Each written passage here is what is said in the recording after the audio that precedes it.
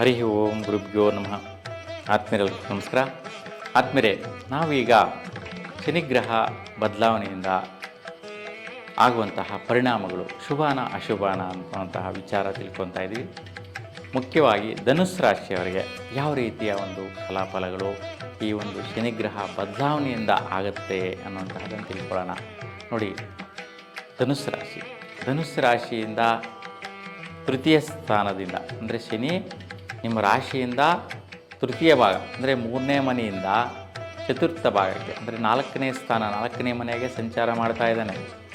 ಹಾಗಾಗಿ ಧನುಸ್ಸು ರಾಶಿಯವರಿಗೆ 4ನೇ ಸ್ಥಾನದಲ್ಲಿ ಅಂದರೆ ಮೀನ ರಾಶಿಯಲ್ಲಿ ಸಂಚಾರ ಮಾಡುವಂತಹ ದಿನಗಳು ಹೆಂಗಿರುತ್ತೆ, ಯಾವ ದಿನಾಂಕದಿಂದ ಈ ಒಂದು ಶನಿ ಪ್ರಾರಂಭಿಸ್ತಾನೆ ಮೀನ ರಾಶಿಯಲ್ಲಿ ಸಂಚಾರ ಮಾಡೋದಕ್ಕೆ, ಎಷ್ಟು ಕಾಲ ಇರ್ತಾನೆ, ಅಷ್ಟು ಸಮಯದಲ್ಲಿ ಯಾರಿಗೆಲ್ಲ ಈ ಒಂದು ಶನಿಯ ಪ್ರಭಾವ ಇರುತ್ತೆ, ಆ ಒಂದು ಪ್ರಭಾವಗಳು ಯಾವ ರೀತಿಯಲ್ಲಿ ಯಾವ ವಿಚಾರಗಳಲ್ಲಿರುತ್ತಪ್ಪ ಅನ್ನುವಂತಹದ್ದನ್ನು ತಿಳ್ಕೊಳ್ಳೋಣ. ನೋಡಿ, ಶನಿ ಮೀನ ರಾಶಿಗೆ ದಿನಾಂಕ 29 ಮಾರ್ಚ್ 2025ರಿಂದ ದಿನಾಂಕ 2 ಜೂನ್ 2027ರವರೆಗೂ, ತದನಂತರ ದಿನಾಂಕ 21 ಅಕ್ಟೋಬರ್ 2027ರಿಂದ ದಿನಾಂಕ 22 ಫೆಬ್ರವರಿ 2028ರವರೆಗೆ ಈ ಎರಡೂ ಸಮಯಗಳಲ್ಲಿ ಸುಮಾರು 2.5 ವರ್ಷಗಳ ಕಾಲ ಮೀನ ರಾಶಿಯಲ್ಲಿ ಸಂಚಾರ ಮಾಡ್ತಾ ಇರ್ತಾನೆ ಶನಿ. ಹಾಗಾಗಿ ಈ ಒಂದು ಮೀನ ರಾಶಿಯಲ್ಲಿ 30 ಡಿಗ್ರಿಗಳನ್ನು ಸಂಚಾರ ಮಾಡುವಂತಹ ಶನಿ ಹಂತ ಹಂತವಾಗಿ 2.5 ವರ್ಷಗಳ ಕಾಲ ಧನುಸ್ಸು ರಾಶಿಯವರಿಗೆ ಯಾರಿಗೆಲ್ಲ ಒಂದು ವೈಪರೀತ್ಯಗಳಾಗಲಿ ಪ್ರತಿಫಲಗಳಾಗಲಿ ಕೊಡುತ್ತೆ ಏನು ಅಂತ ನೋಡಿದ್ರೆ, ನೋಡಿ, ಬಹುಮುಖ್ಯವಾಗಿ ಇಲ್ಲಿ ನಾವು ಒಂದು ವಿಷಯ ಗಮನಿಸಬೇಕು. ಇಲ್ಲಿ ಶುಭ ಪ್ರಧಾನ ಅಶುಭ ಪ್ರಧಾನ ಅನ್ನುವಂತಹದ್ದು ಪ್ರಾರಂಭದಲ್ಲೇ ನಾವು ತಿಳ್ಕೊಬೋದು. ಹೆಂಗಪ್ಪ ಅಂದರೆ, ನಿಮ್ಮ ರಾಶಾಧಿಪತಿ ಅಂದರೆ ಧನುಸ್ಸು ರಾಶಿಗೆ ಅಧಿಪತಿ ಗ್ರಹ ಗುರುಗ್ರಹ. ಹಾಗಾಗಿ ಗುರುಗ್ರಹಕ್ಕೆ ಇಲ್ಲಿ ಸಂಚಾರ ಮಾಡ್ತಾ ಇರ್ತಕ್ಕಂತಹ ಶನಿಗ್ರಹಕ್ಕೆ ಸಮಾನವಾದಂತಹ ಸ್ಥಿತಿ ಇರುತ್ತೆ.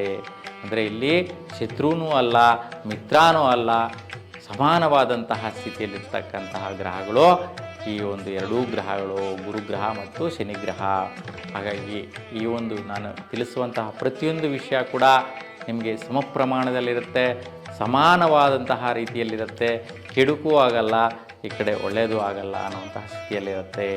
ಹಾಗಾಗಿ ಯಾವ ವಿಷಯಗಳಲ್ಲಿರುತ್ತೆ, ಯಾರಿಗೆಲ್ಲ ಇರುತ್ತೆ ಅಂತಂದು ನೋಡಿದ್ರೆ, ಬಹುಮುಖ್ಯವಾಗಿ ರಾಜಕೀಯ ನೇತೃತ್ವ ಯಾರೆಲ್ಲ ಇರ್ತೀರಾ ಅಂತಹ ಅವರಿಗೆ, ಮತ್ತು ಧರ್ಮಕ್ಷೇತ್ರಗಳಲ್ಲಿ ಯಾರು ಕೆಲಸ ನಿರ್ವಹಿಸ್ತಾ ಇರ್ತೀರಾ ಅಂತಹ ಅವರಿಗೆ ವಿಶೇಷವಾಗಿ ಒಳಿತಾಗುವಂತಹದ್ದು, ಮತ್ತು ಧರ್ಮ ಕಾರ್ಯಗಳು ನಿರ್ವಹಿಸುವಂತಹ ವ್ಯಕ್ತಿಗಳಿಗೆ, ಮತ್ತು ಪೂಜನೀಯ ಸ್ಥಾನದಲ್ಲಿರ್ತಕ್ಕಂತಹ ಒಂದು ಸ್ಥಾನದಲ್ಲಿರ್ತಕ್ಕಂಥ ಸ್ವಾಮೀಜಿಗಳಾಗಿರ್ಬೋದು, ಸ್ವಾಮೀಜಿ ಮಠಗಳಿಗಾಗಿರ್ಬೋದು, ಈ ಒಂದು ಪ್ರತಿಫಲಗಳು ಸಿಗುವಂತಹದ್ದಿರುತ್ತೆ.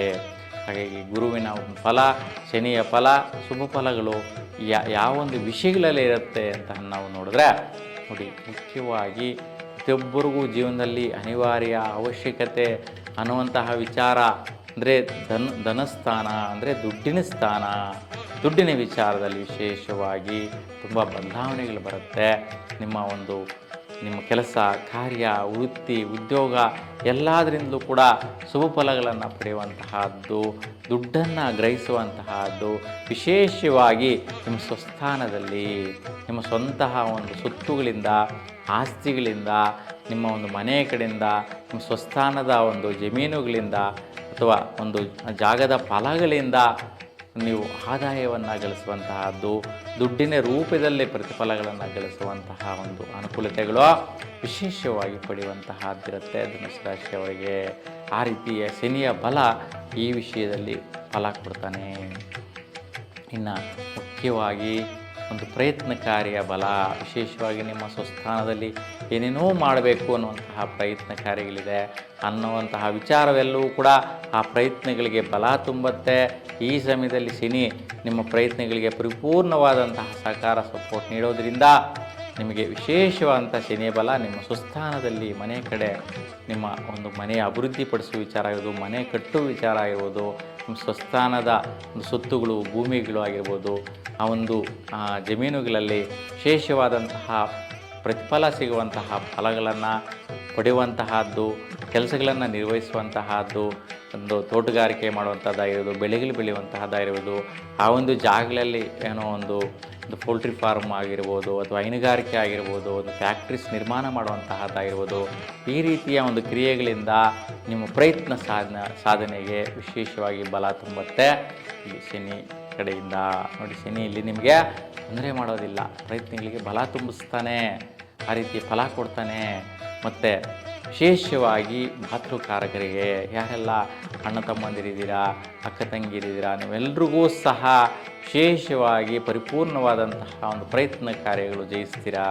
ನೋಡಿ, ಯಾವುದೇ ರೀತಿಯ ಅಡ್ಡಿ ಆತಂಕಗಳಿರಲ್ಲ, ಕುಟುಂಬದಲ್ಲಿ ಏನೇನೋ ಸಾಧಿಸಬೇಕು ಅಂತಿರ್ತೀರಾ, ಆ ಒಂದು ವಿಷಯಗಳಲ್ಲಿ ನೀವೆಲ್ಲ ಒಟ್ಟುಗೂಡಿ ಆ ಒಂದು ಕೆಲಸಗಳನ್ನು ನಿರ್ವಹಿಸೋ ರೀತಿ, ಆ ಒಂದು ಪ್ರತಿಫಲಗಳನ್ನು ನಿರ್ವಹಿಸೋ ರೀತಿ, ಅದರಿಂದ ಫಲಭೋಗವನ್ನು ಪಡೆಯುವಂತಹ ರೀತಿ, ಇವೆಲ್ಲವೂ ಕೂಡ ನಿಮಗೆ ಸೂಕ್ಷ್ಮವಾಗಿ ಅನುಕೂಲಿಸುವಂತಹದ್ದು, ದೀರ್ಘಕಾಲಿಕವಾಗಿ ಫಲ ಕೊಡುವಂತಹದ್ದಿರುತ್ತೆ. ಹಾಗೆ ಧನುಸ್ಸು ರಾಶಿಯವರಿಗೆ ಒಂದು ಪ್ರಯತ್ನದಿಂದ ಮಾತೃಕಾರಕರ ಎಲ್ರಿಗೂ ಕೂಡ ಸಾಧಿಸುವಂತಹ ಯೋಗ ಪ್ರಾಪ್ತಿ ಕೂಡ ಲಭಿಸುತ್ತೆ. ಇನ್ನು ವಿಶೇಷವಾಗಿ ನೀವು ಕೆಲಸ ಕಾರ್ಯ, ವೃತ್ತಿ ಉದ್ಯೋಗ ನಿರ್ವಹಿಸುವಂತಹ ಜಾಗಗಳಿಗೆ, ಮತ್ತು ವಿವಾಹ ಆಗುವಂತಹ ವಿಚಾರಗಳಿಗೆ, ಶುಭ ಕಾರ್ಯಗಳು ಮಾಡುವಂಥ ವಿಚಾರಗಳಿಗೆ, ಧರ್ಮ ಕಾರ್ಯಗಳು ಮಾಡುವಂಥ ವಿಚಾರಗಳಿಗೆ, ಮತ್ತು ಪುಣ್ಯಸ್ಥಳಗಳನ್ನು ದರ್ಶನ ಮಾಡಿ ಬರುವಂತಹ ಒಂದು ಭಾಗ್ಯದ ವಿಚಾರಗಳಿಗೆ ಶ್ರೇಷ್ಠವಾದಂತಹ ಫಲ ಸಿಗುತ್ತೆ. ಮತ್ತು ಯಾರೆಲ್ಲ ರಾಜಕೀಯ ನೇತೃತ್ವೀರಾ ಅಂತಹ ಅವರಿಗೆ ಶ್ರೇಷ್ಠವಾದಂತಹ ಸ್ಥಾನಮಾನಗಳು, ಸದವಕಾಶಗಳು, ಒಳ್ಳೆಯ ಉನ್ನತ ಸ್ಥಾನದ ಹುದ್ದೆಗಳು ಸಿಗುವಂತಹ ಒಂದು ಸದವಕಾಶ ಧನುಸ್ಸು ರಾಶಿಯವರಿಗೆ ಇರ್ತಕ್ಕಂತಹದ್ದು. ಹಾಗಾಗಿ ಇಲ್ಲಿ ಕೂಡ ಇಷ್ಟೂ ವಿಷಯಗಳಿಗೆ ಶನಿಯ ಒಂದು ಪ್ರತಿಫಲ, ಅನುಕೂಲ ಪರಿಪೂರ್ಣವಾಗಿ ಲಭಿಸುತ್ತೆ. ಹಾಗಾಗಿ ಧನುಸ್ಸು ರಾಶಿಯವರಿಗೆ ಎಲ್ರಿಗೂ ಕೂಡ ಯಾವುದೇ ರೀತಿಯ ಶನಿಯ ಒಂದು ವೈಪರೀತ್ಯ ವ್ಯತ್ಯಯಗಳಿಲ್ಲ. ನಿಮ್ಮ ಒಂದು ಜಾತಕಗಳಲ್ಲಿ ನೀವು ಪರಿಶೀಲಿಸಿ ನೋಡಬೇಕಾಗಿರುತ್ತೆ. ಏಕೆಂದರೆ ಗೋಚಾರದಲ್ಲಿ ಧನುಸ್ಸು ರಾಶಿಯವರಿಗೆ ಚತುರ್ಥ ಭಾಗದಲ್ಲಿ ಈಗ 2.5 ವರ್ಷಗಳ ಕಾಲ ಸಂಚಾರ ಮಾಡುವಂಥ ಶನಿಯ ಒಂದು ವಿಚಾರದ ಬಗ್ಗೆ ನಾವು ತಿಳ್ಕೊಳ್ಳುವಂತಹದ್ದು, ಈ ಒಂದು ವಿಷಯಗಳನ್ನು ತಿಳಿಸ್ತಾ ಇರ್ತಕ್ಕಂಥದ್ದಾಗಿರುತ್ತೆ.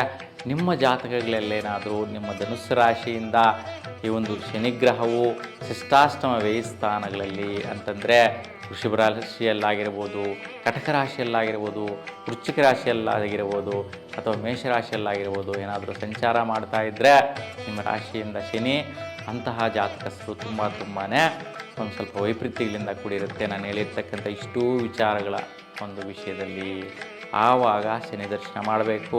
ಶನಿದೇವರ ಮುಂದೆ ಎಲುಬತ್ತಿ ಬೆಳೆಸುವಂತಹದ್ದು ಮಾಡೋದ್ರಿಂದ ಈ ಒಂದು ವೈಪರೀತ್ಯಗಳು ನಿವಾರಣೆ ಆಗುತ್ತೆ. ಹಾಗಾಗಿ ಅಂಥ ಜಾತಕಸ್ಥರಿಗೆ ಆ ಒಂದು ಜಾಗಗಳಲ್ಲಿ ಶನಿ ಇದ್ದಾಗ ಗಮನಿಸುವಂತಹದ್ದು ಇಂಪಾರ್ಟೆಂಟ್ ಆಗಿರುತ್ತೆ. ಹಾಗಾಗಿ ನಿಮ್ಮ ಜಾತಕಗಳನ್ನು ನೀವು ಪರಿಶೀಲಿಸೋದು ತುಂಬ ಉತ್ತಮ.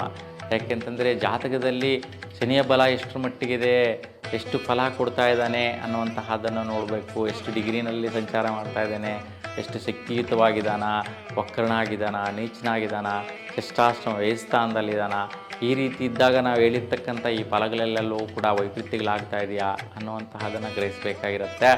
ಆ ಸ್ಥಾನಗಳಲ್ಲಿದ್ದು ಆ ರೀತಿ ವೈಪರೀತ್ಯದಲ್ಲಿದ್ದರೆ ಪರಿಹಾರ ಮಾಡಿ ಸುಫಲ ಪಡಿತೀರಾ. ಆದರೆ ಗೋಚಾರದಲ್ಲಂತೂ ಸುಫಲ ಕೊಡುವಂಥ ಸ್ಥಿತಿಯಲ್ಲಿ ಇರ್ತಾನೆ ಶನಿದು, ವೈಪರೀತ್ಯ ಅಂತೂ ಇರೋದಿಲ್ಲ.